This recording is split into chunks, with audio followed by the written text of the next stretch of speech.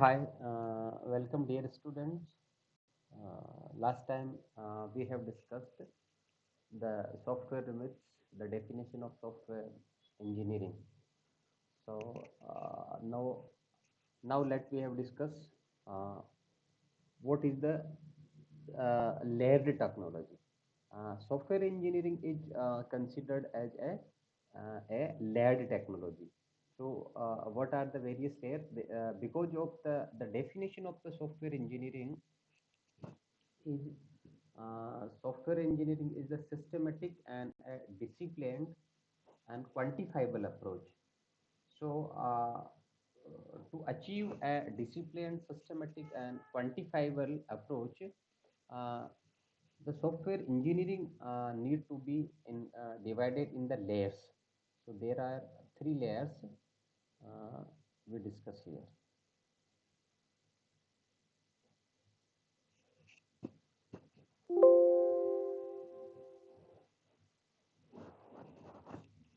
Okay.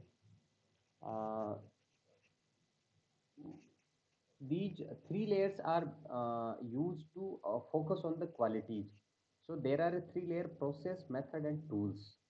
The quality is something like a umbrella activity, like it will be considered over the three layers. Uh, what is the process model? So basically हम कह सकते हैं कि process एक framework होता है, जिस framework को अडेप्ट करके और हम लोग कोई भी जनरली एक प्रोजेक्ट तैयार करके और एक प्रोडक्ट बनाते हैं। तो एक पर्टिकुलर प्रोसेस या फ्रेमवर्क फॉलो करने से क्या होता है, जो ओवरऑल उसका जो बेसिक मैनेजमेंट है वो कंट्रोल हो जाता है। और जिस कंटेक्स्ट में अब हम काम कर रहे हैं उस कंटेक्स्ट में कई मेथड्स, टूल्स, टेक्नोलॉजी अपन अलग अलग काम करते हैं, या अलग अलग जो भी वर्क प्रोडक्ट है उनको मैनेज कर सकते हैं। जैसे वर्क प्रोडक्ट में डॉक्यूमेंट्स है, जो भी मॉडल्स है, जो डिज़ाइन प्रोड्यूस किए या जो डोटा प्रोड्यूस हुए। उसी तरीके से हमारे पास में मेथड्स होते हैं। मेथड्स होते हैं पर्टिकुलर तीन से अपन पांच अलग अलग टाइप्स के मेथड्स काम में लेते हैं। मेथड्स में जैसे कि अपन आगे पढ़ेंगे वो मेथड्स कौन कौन से हैं। जनरली अपन बोलते हैं सीपीएम, सीएमडी और टूल्स। टूल्स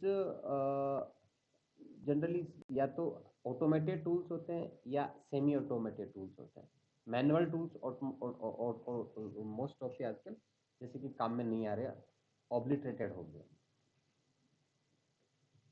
ज़्यादातर सॉफ्टवेयर इंजीनियर टूल्स में जैसे कि कैश ओरिएंटेड टूल्स काम में लेते हैं, जो जनरली फुली ऑटोमेटिक होते हैं। तो इससे अपन लेयर टेक्नोलॉजी बोलते हैं। सेकंड, उसके बाद में अपने पास में सबसे इम्पोर्टेंट है एक प्रोसेस। प्रोसेस होता है क्या? Process framework. अब जो अपन जिस प्रोसेस की बात कर रहे हैं, प्रोसेस फ्रेमवर्क में कई सारी एक्टिविटीज होती है। दो चीज होती है प्रोसेस में, एक तो फ्रेमवर्क एक्टिविटीज और अम्ब्रेला एक्टिविटीज। फ्रेमवर्क एक्टिविटीज के अंदर जैसे कि वर्क टास्क है, वर्क प्रोडक्ट्स है, माइलस्टोन्स है, डिलीवरेबल्स है, क्यूए चेक पॉइंट्स है। और अम्ब्रेला एक्टिविटीज, अगर अपन फ्रेमवर्क एक्टिविटीज की बात करें तो फ्रेमवर्क एक्टिविटीज में सबसे इंपॉर्टेंट ध्यान रखना है कि अपने पास में 5 फ्रेमवर्क एक्टिविटीज होती है: communication, planning, modelling, construction and deployment.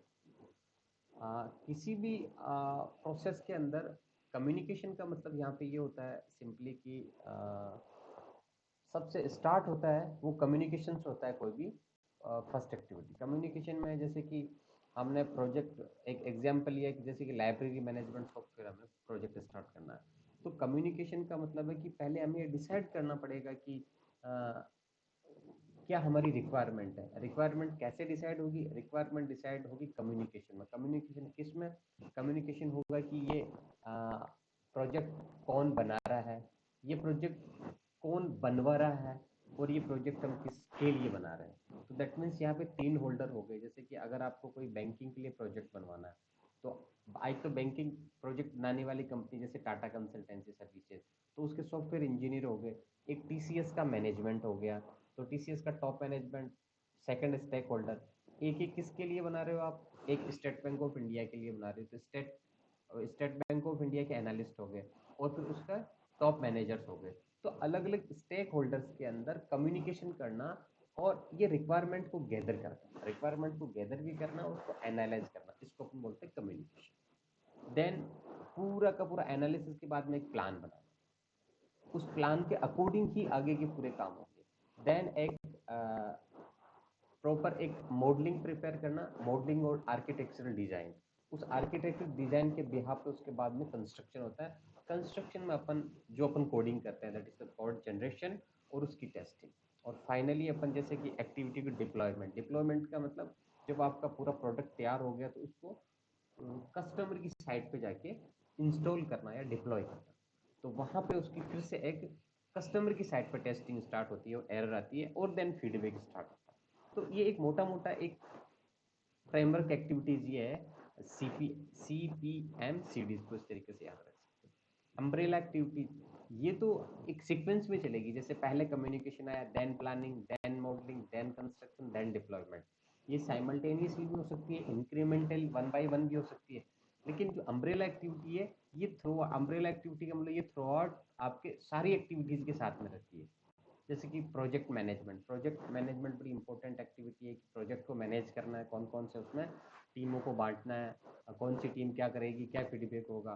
Formal technical review है कि जैसे कि हर जो स्टेप है उस स्टेप पे उसका रिव्यूज करना। रिव्यूज से क्या होता है कि उसकी क्वालिटी इंप्रूवमेंट होती है। और दूसरा SQA टेस्टिंग, SQA करना। SQA में क्या है कि लगातार उसका क्वालिटी चेक करते रहना।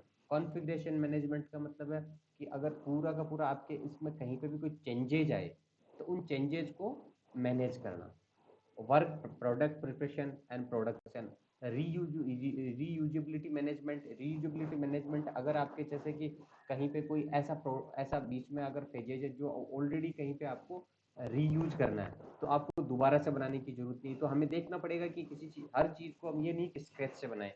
तो रीयूजिबिलिटी मैनेजमेंट।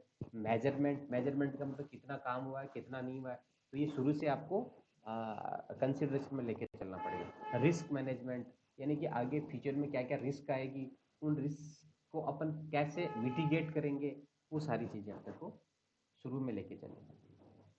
तो इस तरीके से अपने को प्रोसेस मॉडल को अडेप्ट करके एक चीज़ अपन और देख लेते हैं, the essence of practice in software engineering. Polya ने एक सजेस्ट किया था कि किस तरीके से आपको है 4 थिंग्स है यहाँ पे। Understanding the problem, plan A solution, carry out the plan and examine the result of accuracy. इसका सिंपल मीनिंग ये होता है कि अगर अपन कोई भी प्रोजेक्ट या प्रोडक्ट बनाना स्टार्ट कर रहे हैं सॉफ्टवेयर इंजीनियरिंग में, तो सबसे पहले जरूरी है कि उस प्रॉब्लम को समझो, अंडरस्टैंड द प्रॉब्लम। और प्रॉब्लम को अंडरस्टैंड कैसे करेंगे? नंबर एक, कम्युनिकेशन के थ्रू। कम्युनिकेशन यानी जो स्टेक होल्डर्स है उनसे अपन रिक्वायरमेंट गैदर करके, बातचीत करके, और उसके बाद में उनसे डिस्कस करके, then we will analyse the problem. अगर अपने को पूरी प्रॉब्लम समझ में आ गई तो नेक्स्ट स्टेप क्या है, उसको पूरे के पूरे प्लान को एक प्लान बनाओ। उस प्लान में क्या है, उसकी मॉडलिंग और उसकी आर्किटेक्चर और पूरा सॉफ्टवेयर अपन डिजाइन करेंगे। और उसके बाद में काम होता है आपके आपके प्रोग्रामर्स का, carry out the plan in code generation, coding करना और यूनिट टेस्टिंग करना। और फाइनली अपने को क्या करना है, उसकी फाइनल टेस्टिंग और क्वालिटी एश्योरेंस, यानी examining the result and accuracy. तो ये डिटेल में दिया हुआ है, जैसे understand the problem, understand the problem, who has take into the solution problem, plan the solution, carry out the plan, examine the result. Software myths we have already discussed. So okay, thank you.